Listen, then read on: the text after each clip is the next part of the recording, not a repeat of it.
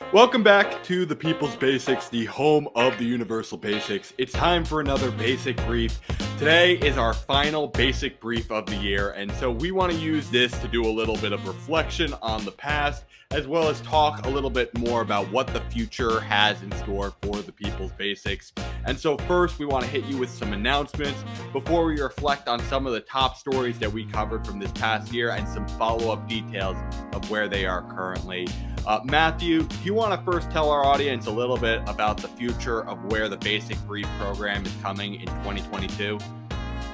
Yeah, we're just shaking up the format of the Basic Brief a little bit. After our hiatus, we're going to be returning with videos in February, and we're going to be moving the time of the week we do them. We're going to start them on Mondays at 6 p.m. instead of in the middle of the day. And it's really going to be a focus on one main story for the video, as long as a couple quick hits from other stories we feel are important to highlight. And for the mailbag, we still want you to send in all your questions, but that will be moving to a separate video, which Jackie will be joining us for that one.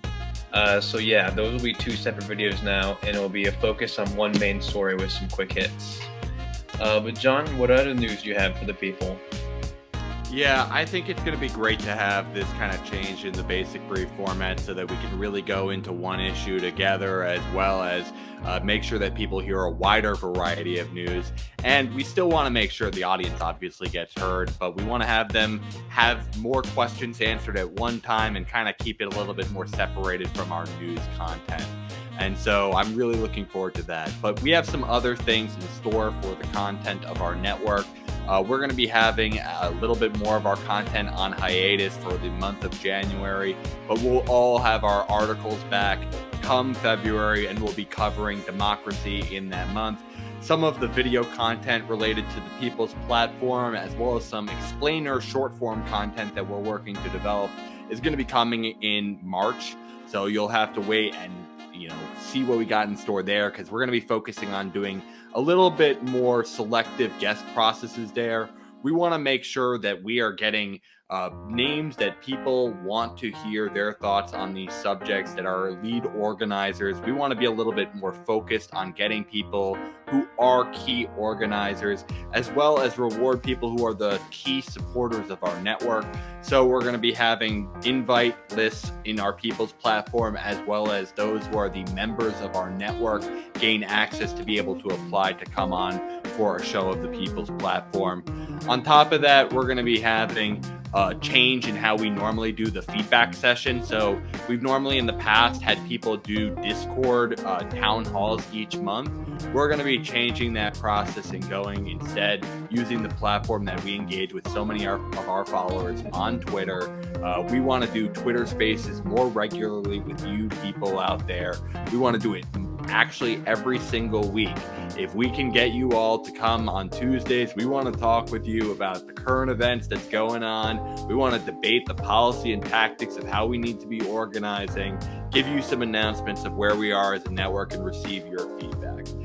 So we got a lot in store going into the future for the People's Basics in 2022. But Matthew, I want to ask you, in our year of 2021, we've covered so many stories and subjects. What are some of the topics that you are, most, grateful that we got to make a little bit of a difference, shedding some light on in the year of 2021?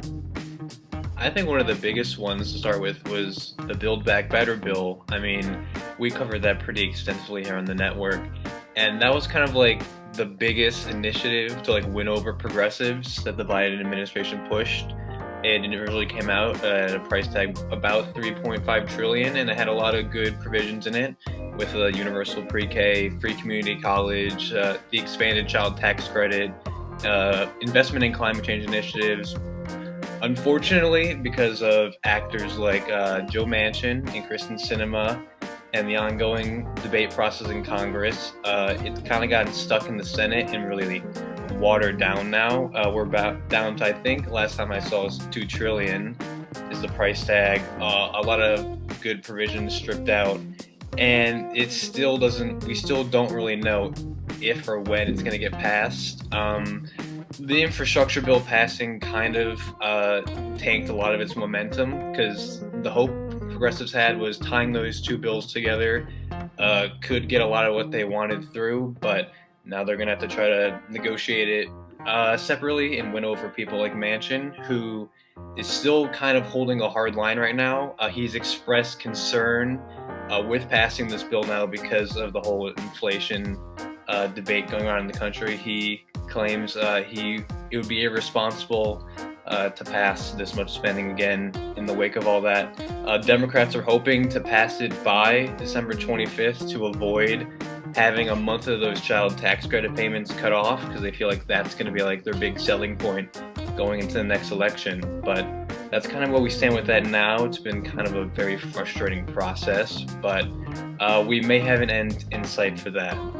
But for the other story, I wanted to highlight the Kellogg strike, which began in early October. Workers went on strike against Kellogg's, demanding more fair pay, fairer treatment in the workplace. They expressed frustration that they were hailed as essential workers throughout the pandemic, but were forced to work long hours and with little benefit, and then have the Kellogg's Corporation kind of use bully tactics a little bit. They threatened to send jobs overseas, all that kind of stuff. We got a vote we got the first vote on a negotiation in the strike, which got struck down. The workers did show solidarity because the offer was a two-tiered pay system, which veteran workers would have a higher pay, and then new workers would have a lower base pay. And the union representative kind of said it was a vote for like the future workers, protecting their future, making sure that anyone new coming into the company won't be left behind. They truly want all workers at Kellogg's to be treated fairly. Kellogg's has stated that in the wake of this getting shot down, they're going to look to hire about 1,400 new workers as replacements. So we will see what that goes, but I think this was one of the most important stories to highlight because workers losing a lot of leverage over the years. We know that, and it's good to see them really put their lives on the line here, their well-being, their financial security, to show solidarity with their fellow Americans out there, their fellow workers, and not back down to these greedy corporations and these big CEOs. They won't be bullied. But with that said, I'd love to hear what stories you most enjoyed covering this year, John. Yeah, so I think those are great stories that we got to do a lot of coverage on that are related to the universal basics in that Build Back Better bill. There was a lot that is still good in there, but there was so much cut out that it left us a lot of disappointment, and the kind of uncertain status leaves us still waiting to see if we're going to even get that even little amount. But the big thing that I think we covered this year, because there's so much we covered, and there are so many of the different themes that we covered throughout that year, like we did in the past year. We've done liberty, justice, and security. We've done democracy work. We've done stuff related to healthcare. We've done stuff related to housing. We've done stuff related to childcare. We've done stuff related to small business. There's so many different great topics that we cover and plan to continue doing into 2022 to really make sure that all of the universal basics are covered. But I think one of the issues that kind of came closest to home for me is we did a lot of coverage of the New York City mayoral race, and our network got involved in the campaign, and it didn't go our way, and there have been some reactions that we've had to the Yang campaign since then. But I think that's been a big thing that we did this year. We covered all of the candidates' platforms. We covered different controversies that were happening in the race. We had conversations with various candidates like Paperboy Love Prince, as well as Carlos Menchaca. I think we did a lot of deep dive into that race. The end result was that Eric Adams squeaked out of that Democratic primary with 50.5% of the vote. And he ended up, being able to go in more of a landslide victory in the actual mayoral race in the fall. He eclipsed with a supermajority of the vote in New York City. And there was a lot of people who, we knew personally, who came from the Yang supporting campaign, who came and joined the Curtis Sliwa campaign that made a hard push after the Yang campaign dropped out, to try and win those votes, but in the end, they only secured 28% of the vote there. I think there was a lot of reflection to be had in that process. We did various retrospectives of it, but I think all we can be doing now is trying to move forward, trying to boost all the various advocates of the universal basics, not try and have ourselves be tied to any one key leading figure. There are going to be more races to come that we are going to be continuing to focus on in 2022. We already are getting support out there, known that the universal basic supporters currently are Charles Booker in Kentucky, as well as Alan Ellison in Florida.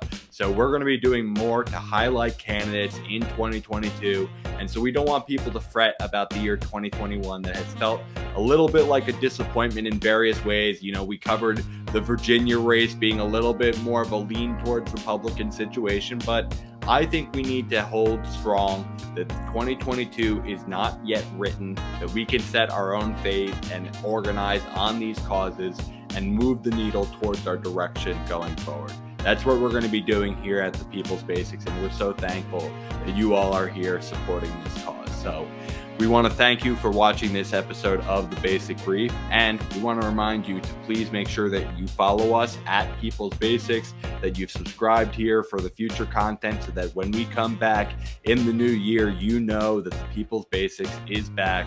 And furthermore, we want to remind you that we're not going to go fully away. If you want to keep following us on social media, we'll be continuing to engage with you there. So please go follow us there so that you can continue to move along with the movement. So this has been another episode of The Basic Brief. We will see you all next time.